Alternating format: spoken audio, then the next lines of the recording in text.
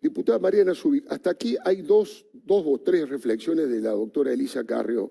Me gustaría que profundizáramos un poco lo que han charlado ustedes, lo que opinan ustedes personalmente, obviamente, en el marco de la coalición cívica. Primero, respecto de que Cristina perdió la batalla. ¿A qué se refiere? ¿A la batalla cultural? ¿A que no tiene los 2/3 para nombrar a los jueces que va a querer nombrar o el jefe de los fiscales? ¿Cuál es el criterio de que perdió la batalla Cristina? En primer lugar, la aparición de Carrió es una especie de alarma moral de la nación, ¿no? Esto que vos remarcabas recién, ¿por qué aparece Lilita? Justamente cuando se viene una embestida feroz a las instituciones de la República, Carrió lo que hace es advertirle a los argentinos y a la clase política toda que no bajen esas alarmas, ¿no?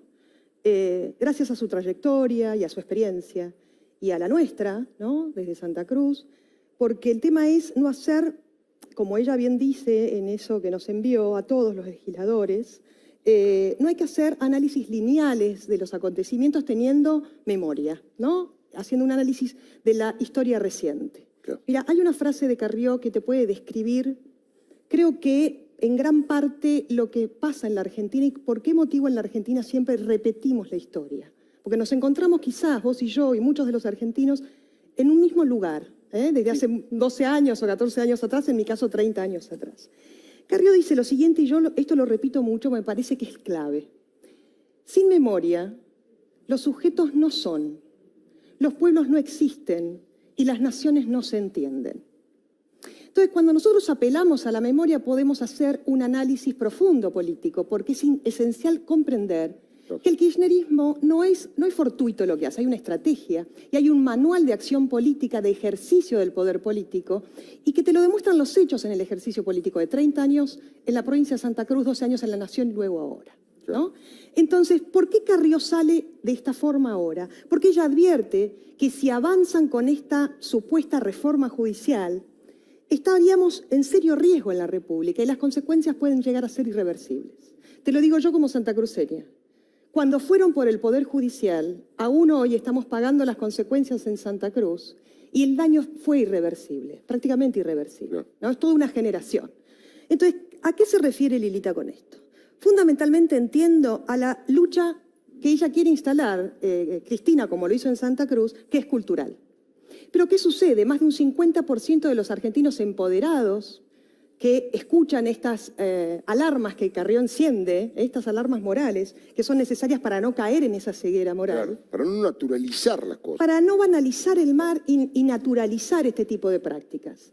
Entonces, ¿qué te dice Lilita? Miren, ojo, que hay más de un 50% de los argentinos que no van a permitir, y ella dice entonces, y convoca a los argentinos a manifestarse, haciendo la salvedad de AMBA y la capital federal, donde podemos manifestarnos sí, con todos los cuidados. Con todos los cuidados necesarios. Entonces, es importante en esto también tener claro que por qué yo apelé a esta frase de Lilita que la introdujo en el prólogo de mi libro. Porque hasta ahora lo que hemos visto, y por eso Lilita sale, son análisis lineales en la política. Yo he escuchado mucho decir la reforma judicial no es oportuna. En análisis político te diría, y más entendiendo al kirchnerismo, es absolutamente oportuna. Claro. En un país que está cuarentenado, que lo que tiene hoy es, y lo que está impartiendo el gobierno, es una política de Estado que los describe, que es el miedo, donde lo que se genera es incertidumbre, desprotección y falta de certezas, ¿no? E inseguridad. Y con un poder legislativo que está, se nos acaba de caer el protocolo. Sí. Y eso es uno de los temas que tenemos que hablar profundamente, ¿no? Uno de los poderes del Estado, como el poder legislativo, que está de manera virtual, con la mayor parte del país en una situación de absoluta incertidumbre y con un porcentaje altísimo de los argentinos que está padeciendo hambre. Mira, Alfredo, hay un dato importante que tenemos que tener en claro. ¿De qué estamos hablando en la Argentina hoy? Hay un dato de UNICEF que debería interpelar a toda la clase política argentina, fundamentalmente al oficialismo y al peronismo en su conjunto que ha gobernado este país. Sí. UNICEF dijo que el 63% de los niños y adolescentes van a ser pobres a fin de año. Tremenda, tremenda. Entonces, eso es Eso es lo que tenemos que estar hablando en este momento y no este intento de blindaje que quiere llevar adelante atemporal, de blindaje de impunidad temporal que quiere llevar adelante el gobierno. Diputada Mariana Zubik. Creo que es importante remarcar lo siguiente, con este Ministerio de la Venganza, con este poder de la venganza que quieren transformar el Poder Judicial, apelando a Alfonsín, ¿no? No se cura, no se come y no se educa. En un país con más de 50% de pobres, con esto que mencioné al inicio, que el INDEC traza un porcentaje que es alarmante y que debería interpelar a toda la Argentina en su conjunto, que más del 63% de los niños y adolescentes van a caer en la pobreza a fin de año.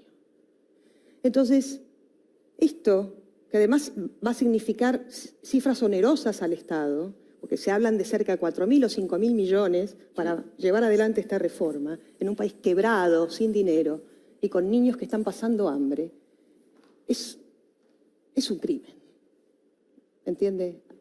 Entonces, quienes se van a ir a manifestar este 17 de agosto, no solo es en la lucha contra la corrupción, la impunidad y defendiendo la República, sino también defendiendo el futuro de la Argentina y los niños y adolescentes que van a caer en la pobreza hasta fin de año. Entonces, es un imperativo moral manifestarse el 17 de agosto. Realmente es un imperativo moral. Y es un límite infranqueable que hay que plantearle a este gobierno, porque no podemos permitir que este blindaje de impunidad se lleve puesto a este país.